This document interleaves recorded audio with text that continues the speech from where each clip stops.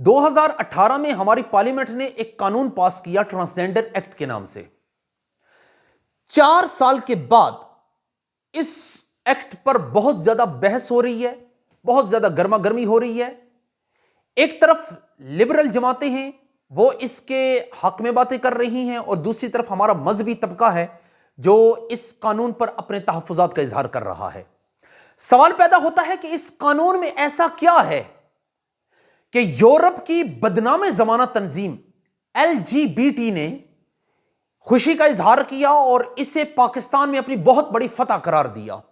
اور ایسا کیا ہے اس ایکٹ میں کہ مذہبی جماعتیں, بالخصوص علماء اور اسلامی نظریاتی کونسل نے بھی اس قانون پر اپنے تحفظات کا اظہار کیا اور اس پر اعتراضات اٹھائے. میں انتہائی مختصر سے وقت میں اس کے بارے میں 2-3 باتیں عرض کرنا چاہوں گا. میری یہ ویڈیو صرف بالغ افراد کے لیے ہے, صرف وہی, اور اہل علم اور اہل تحقیق کے لیے ہے, صرف وہی اس ویڈیو سے استفادہ کر سکتے ہیں. سب سے پہلی بات, اس ایکٹ کا نام رکھا گیا ہے ٹرانسجینڈر ایکٹ. یہ نام بنیادی طور پر غلط ہے. ٹرانسجینڈر اور چیز ہوتی ہے, اور یہ ایکٹ ہے انٹرسیکس کے بارے میں. ٹرانسجینڈر اور چیز ہوتی ہے, انٹرسیکس اور ہے. اس قانون کا تعلق انٹرسیکس کے ساتھ ہے, ٹرانسجینڈر کے ساتھ نہیں ہے. سوال پیدا ہوتا ہے انٹرسیکس اور ٹرانسجینڈر کیا ہے؟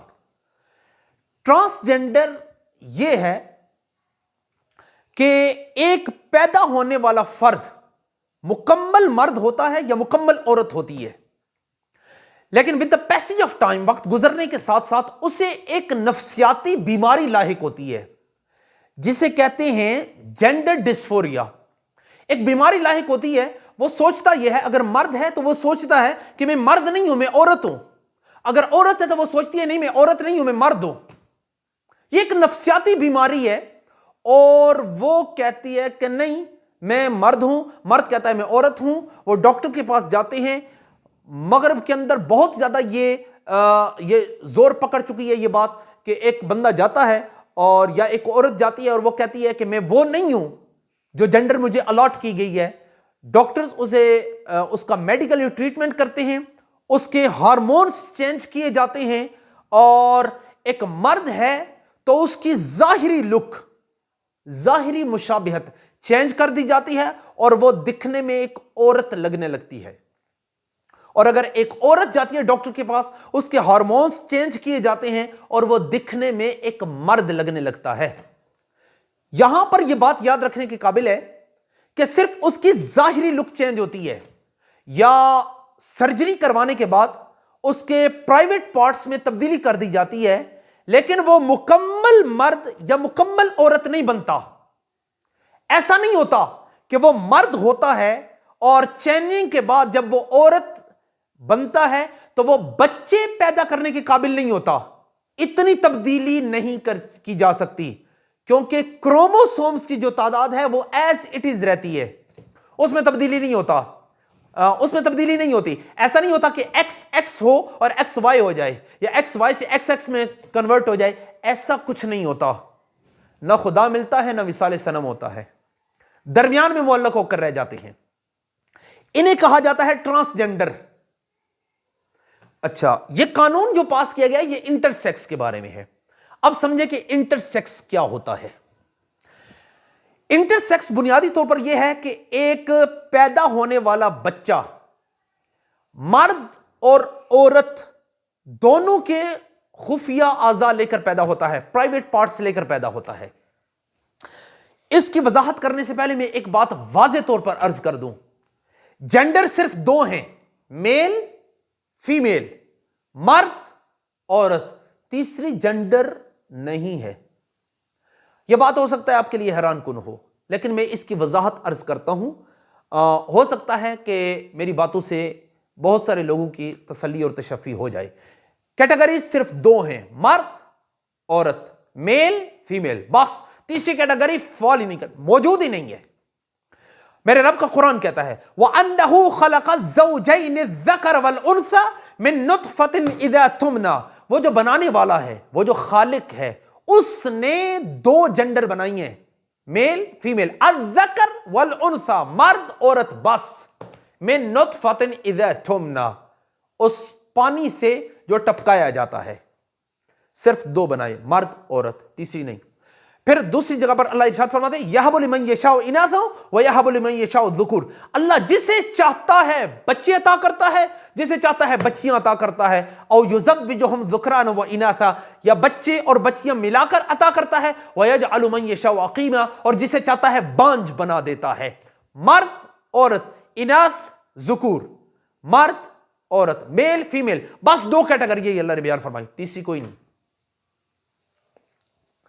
اچھا، ہوتا یہ ہے، انٹرسیکس یہ ہوتا ہے کہ ایک پیدا ہونے والا بچہ مرد اور عورت دونوں کے اعضاء لے کر پیدا ہوتا ہے۔ پیدا ہونے والا بچہ، غور سے سنیے گا، پیدا ہونے والا بچہ مرد اور عورت دونوں کے اعضاء لے کر پیدا ہوتا ہے، لیکن ہوتا یہ ہے کہ دونوں اعضاء میں سے ایک عضو ایکٹیو ہوتا ہے، دوسرا ان ایکٹیو ہوتا ہے، ایک کام کرنے والا ہوتا ہے، دوسرا کام کرنے والا نہیں ہوتا۔ وہ جو کام کرنے والا ہوتا ہے اس کے مطابق اس کی جینڈر بیان کر دی جاتی ہے۔ ہماری فقہا کی کتابوں میں ایک بات ہے، خنثی کہا جاتا ہے، جو بچہ پیدا ہونے کے ساتھ ہی مرد اور عورت دونوں کے پارٹس لے کر پیدا ہوا ہے، وہ خنثی ہے۔ اب اس کی دو قسمیں ہیں، ایک خنثی ہے جس کی مشابہت مردوں سے ہے، ایک وہ خنثی جس کی مشابہت عورتوں کے ساتھ ہے۔ جو خنثی مرد سے مشابہت رکھتا ہے اس کے سارے احکامات مردوں والے ہیں، اور جو خنثی عورتوں سے مشابہت رکھتا ہے اس کے سارے احکامات عورتوں والے ہوتے ہیں۔ آپ خنثی کی تصاویر دیکھ لیں، آپ کوئی بھی مطلب خنثی دیکھ لیں، خسرہ دیکھ لیں، آپ کو واضح طور پر یہ معلوم ہوگا کہ اس کی مشابہت مرد سی ہے یا اس کی مشابہت عورت کی طرح ہے۔ آپ واضح طور پر اس کی آپ شناخت کر سکتے ہیں، دونوں میں سے کسی ایک کے ساتھ وہ مشابہت رکھتا ہے۔ اب ماڈرن سائنس یا جو جدید علماء ہیں وہ ایک بات کرتے ہیں، ایک بحث کرتے ہیں، وہ یہ کہ کیا جو دو پارٹس لے کر پیدا ہوا ہے ان میں سے ایک کام کرتا ہے دوسرا کام نہیں کرتا، کیا وہ جو پارٹ کام نہیں کرتا کیا اس کی سرجری کروا کر اسے ختم کروایا جا سکتا ہے یا نہیں؟ یہ ایک جدید دور کی بحث ہے۔ اس کے بارے میں جو سب سے بہترین بحث کی ہے وہ ہیں پروفیسر ڈاکٹر محمد علی البار حفظہ اللہ تعالی، بہت علمی ہستی ہیں، یمن کے اسکالر ہیں، زیادہ تر ان عربی ہیں اور ان کی جدید علوم پر بہت زیادہ تحقیقات ہیں۔ انہوں نے کہا ہے کہ اگر ایک بندہ دونوں پارٹس لے کر پیدا ہوا، ایک ایکٹیو ہے دوسرا ان ایکٹیو ہے، تو جو ان ایکٹیو ہے اسے سرجری کروا کر ختم کیا جا سکتا ہے۔ یعنی ایک جس کو خسرہ کہتے ہیں، اگر اس کی مردوں کے ساتھ مشابہت ہے تو اس کا عورت والا پارٹ ختم کروا کر مکمل مرد بنایا جا سکتا ہے، سرجری کروانے کی بالکل اجازت موجود ہے۔ اس کے اندر ابیلٹی، اس کے اندر قابلیت مردوں جیسی ہے، اور اگر عورت ہے تو اس کے اندر قابلیت عورتوں جیسی ہی ہے، ایک پارٹ اس کا زیادہ ہے۔ اور یہ بالکل اسی طرح ہے جیسے ہر انسان کی 10 انگلیاں ہوتی ہیں، لیکن آپ معاشرے میں دیکھیں کچھ لوگ ایسے ہوتے ہیں جن کی انگلیاں زیادہ ہوتی ہیں، ایک انگلی کے ساتھ کچھ گوشت زیادہ ہوتا ہے، اب وہ 11 یا 12 انگلیاں نہیں ہوتی، انگلیاں 10 ہی ہوتی ہیں، لیکن وہ ایک ایکسٹرا عضو ساتھ میں جڑا ہوتا ہے۔ یہ جو انٹرسیکس ہوتا ہے اس کے ساتھ بھی معاملہ یہی ہوتا ہے، ایک عضو زیادہ ہوتا ہے جسے آپریشن کروا کر ختم کیا جا سکتا ہے، اور شرع میں اس کی گنجائش موجود ہے۔ ابہام کہاں پر ہے؟ قانونی طور پر، قانونی طور پر ابہام اس جگہ پر آتا ہے جب ہمارا قانون یہ بات کہتا ہے کہ ایک ٹرانسجینڈر ہے، وہ اپنی ذاتی فیلنگز کے بارے میں، اپنی ذاتی فیلنگز کا اعتبار کرتے ہوئے کہتا ہے کہ میری جینڈر آئیڈینٹی، میری جنسی شناخت جو رکھی گئی ہے وہ نہیں کریں، کچھ اور کریں، میل سے فیمیل، فیمیل سے میل کر دیں۔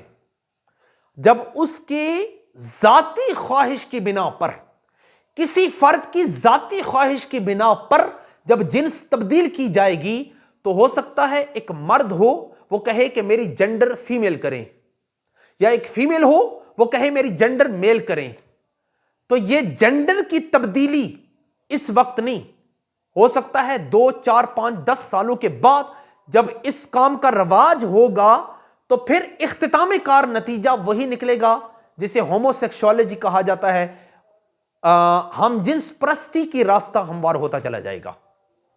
ہونا یہ چاہیے قانون کے اندر کہ میڈیکل بورڈ اس چیز کا فیصلہ کرے کہ یہ جو انٹرسیکس ہے اس کی مشابہت مردوں جیسی ہے، اسے مرد ڈکلیئر کیا جائے، اس کی مشابہت عورتوں کی طرح ہے، اسے عورت ڈکلیئر کیا جائے۔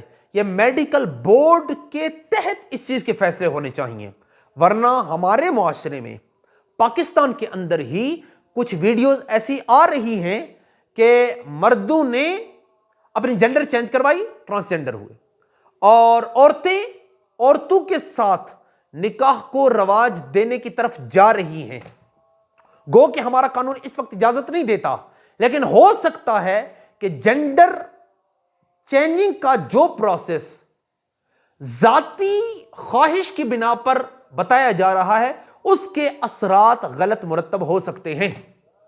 شیطان کو جس وقت اللہ تعالیٰ نے راندہ درگاہ کیا، سورہ نساء میں اس کا ایک جملہ موجود ہے، اس نے کہا اے اللہ وَلَا أُضِلَّنَّهُمْ، میں لوگوں کو گمراہ کروں گا، وَلَا أُمَنِّيَنَّهُمْ، میں انہیں خواہشوں کے سہارے زندہ رکھوں گا، وَلَا آمُرَنَّهُمْ، میں انہیں حکم دوں گا، فَلَيُبَتِّكُنَّ آذَانَ الْأَنْعَامِ، یہ جانوروں کے کان کاٹیں گے، فَلَيُغَيِّرُنَّ خَلْقَ اللَّهِ، اور میں انہیں حکم دوں گا یہ اللہ کی تخلیق کو بدل کر رکھ دیں گے۔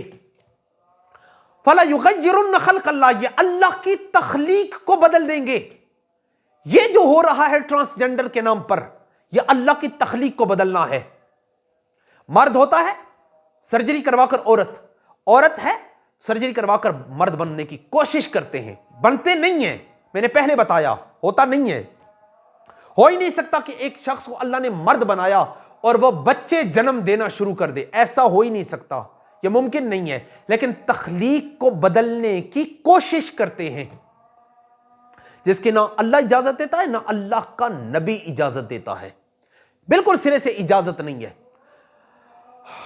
اللہ کے نبی علیہ السلام نے فرمایا مجھے اپنی امت کی تباہی کا سب سے زیادہ ڈر جس عمل سے ہے وہ عمل قوم لوط ہے، ہم جنس پرستی، یہ اس قوم کو تباہی اور بربادی کی طرف لے کر جانے والی ہے۔ یہی تحفظات ہیں علماء کے کہ جس کی وجہ سے کہا گیا کہ اس قانون میں ترمیم ہونی چاہیے۔ اسلامی نظریاتی کونسل نے بھی اپنی سفارشات پیش کر دی ہیں اور سینٹ میں بھی اس کے بارے میں قرارداد منظور ہو چکی ہے، اور یقیناً یہ معاملہ جس طرح علماء کے تحفظات ہیں ان کے مطابق انشاءاللہ العزیز ان قریب حل ہونے کی طرف جائے گا۔ ضرور لبرل لوگ جو ہیں وہ اس پر واویلا مچائیں گے، لیکن پاکستان اگر اسلام کے نام پر بنا ہے تو پھر اس میں قانون اسلامی ہی ہونا چاہیے۔ اسلامی نظریاتی کونسل نے بھی اپنے تحفظات کا اظہار کر دیا ہے، انشاءاللہ العزیز اس پر بحث ہوگی۔ اللہ کریم ہمارا حامی و ناصر ہو۔ میں نے جتنی باتیں کی اگر اس میں کوئی مسٹیک ہے، اس میں کوئی غلطی ہے تو ضرور اصلاح فرمائیے گا۔ وما علینا الا البلاغ المبین۔